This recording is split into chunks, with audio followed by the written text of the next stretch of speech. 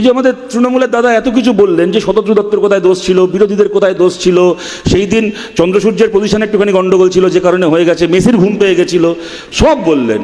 কিন্তু জুঁই বিশ্বাস আর তার দুই মেয়ে ওখানে মেসির পাশে দাঁড়িয়েছিল কেন এটা বললেন না। কেন Abhishek Banerjee social media manager ওখানে মেসির গলা ধরে ঝুলছিল এটা বললেন না। অরূপ বিশ্বাস প্রথমে মেসির কাঁধে হাত রাখলেন, একটু পরে দেখি হাত থেকে নামিয়ে অরূপ বিশ্বাস পিঠে নিয়ে গেছেন, তারপরে দেখি হাত থেকে নামিয়ে কোমরে নিয়ে গেছেন, এরপরে বলছেন মেসির জেট ল্যাগ ছিল চলে গেছে। মেসি চলে না গেলে তারপর হাত থেকে নামিয়ে কোথায় নিয়ে যেতেন? মেসি চলে যেত না তো কী করতো ওখান থেকে? এইটা বললেন না যে কেন 5 মিনিট অন্তর অন্তর অরূপ বিশ্বাসের হাতটা 3 ইঞ্চি করে নামছিল। মানে এটা বাদ দিয়ে বাকি সবার সব দোষ ছিল, খালি তৃণমূলের কোনো দোষ ছিল না। শুভশ্রী গাঙ্গুলির কথা বলতেন।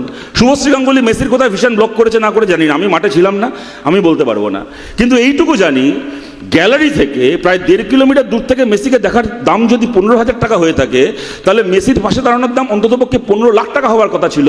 শুভশ্রী গাঙ্গুলি কি 15 লাখ টাকা দিয়ে টিকিট কেটে মেসির পাশে দাঁড়িয়েছিলেন, নাকি উনি তৃণমূলের একজন এমএলএর বউ বলে এবং নিজে একজন সেলিব্রিটি বলে টাকা দিয়েছে সাধারণ মানুষ, টাকা দিয়েছে ক্রীড়াপ্রেমী সাধারণ বাংলার কি আশপাশের রাজ্যের ছেলে মেয়েরা, আর তাদের টাকার বিনিময়ে এই কতগুলো 2 পয়সা সেলিব্রিটি এই সস্তা প্রিভিলেজ নিয়েছে। কথা হচ্ছে এই টক্সিক ভিআইপি কালচার নিয়ে এখানে বিশৃঙ্খলা তৈরি হয়েছে। গেরুয়া পতাকা, ডেফিনেটলি খেলার মাঠে আমরা গেরুয়া পতাকা দেখতে অভ্যস্ত নই, কিন্তু দাদা তৃণমূলকে তো এই জবাব দিতে হবে, পুলিশকে তো এই জবাব দিতে হবে যে আরজি কর আন্দোলনের সময় ওই সল্টলেক স্টেডিয়ামে জাস্টিস ফর আরজি কর লেখা পতাকা নিয়ে যাওয়া যায়নি, টিপো নিয়ে যাওয়া যায়নি, পুলিশ পশুর মতো মাটিতে ফেলে মেরেছে, আর সেই পুলিশ কি করে গেরুয়া পতাকা স্টেডিয়ামের ভেতর ঢুকিয়ে দেয়? দেখছি বিধাননগর পুলিশের কত বড় দুর্নীতি বলতে পারেন। বিধাননগর পুলিশের কমিশনার তার আগের দিন প্রেস কনফারেন্স করে বলছেন মাঠে একটা জলের বোতল অ্যালাউ করবো না। ইডেন গার্ডেন্সের কথা বললেন 96 সালে, ঠিক কথা। India Sri Lanka semifinal match disrupted হয়েছিল। আমি আর একটা ঘটনা মনে করাই, আমার খুব ভুল না হলে 1999 সাল খুব সম্ভবত ইন্ডিয়া পাকিস্তান টেস্ট হচ্ছিল, পরপর 2 বলে শোয়েব আখতার আর সচিন, শোয়েব আখতারের পরপর 2 বলে সচিন আর দ্রাবিদ আউট হলো। তারপরে একই রকমভাবে ইডেনে খানিকক্ষণের জন্য খেলা থেমে গেছিল, দর্শকরা বোতল ছুঁড়েছিলেন, তখনও আমাদের সরকার। এই ঘটনাগুলো ঘটার পরেই এই সিদ্ধান্ত নেওয়া হয়েছিল যে খেলার মাঠে কোনো জলের বোতলকে অ্যালাউ করা হবে না। কেননা যখন খেলার ফলাফল একটু মনের মতো হচ্ছে না, তখন এই দর্শকদের মধ্যে প্রবণতা যে মাঠে বোতল ছড়া হচ্ছে, অ্যালাউ করা হবে না।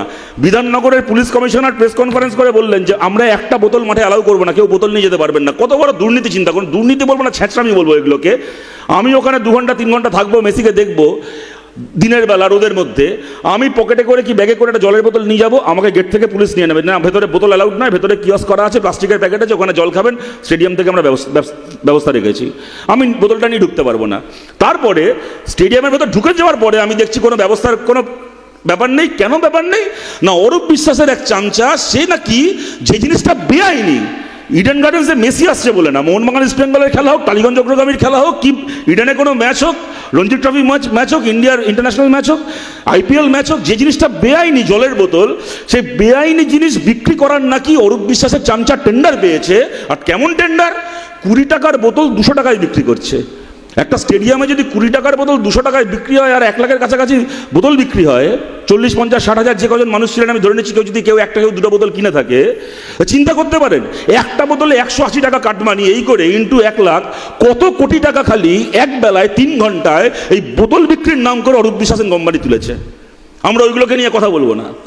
এই যে সনকা হসপিটালের কথা উঠলো, কে সনকা হসপিটালের আসল মালিক? যে সনকা হসপিটালের বিনয় মিশ্র, অভিষেক ব্যানার্জির এই কয়লা পাচারের পার্টনার, ওই অভিষেক ব্যানার্জির কয়লা পাচারের বিজনেস পার্টনার বিনয় মিশ্র যে হাসপাতালের মালিক ছিল, সে নাকি এখন দেশ ছেড়ে পালিয়ে গেছে। সেই সনকা হসপিটাল বেশির এই ইভেন্টের স্পন্সার। এই শতদ্রু দত্তকে নিয়ে নাকি আমাদেরকে এখন সমালোচনা করতে হবে। এখন শতদ্রু দত্ত খারাপ হয়ে গেল, যখন রোনাল্ডিনোকে নিয়ে অভিষেক ব্যানার্জির পাশে দাঁড়িয়েছিল শতদ্রু দত্ত, তখন ভগবানের বাচ্চা ছিল শতদ্রু দত্ত, এখন হাতের বাইরে চলে গেল বলে এখন খারাপ হয়ে গেল। এখন আমাদেরকে অভিষেককে ছেড়ে আর মমতা ব্যানার্জিকে ছেড়ে অরূপ বিশ্বাসকে ছেড়ে এখন শতদ্রু দত্তকে নিয়ে আলোচনা করতে হবে।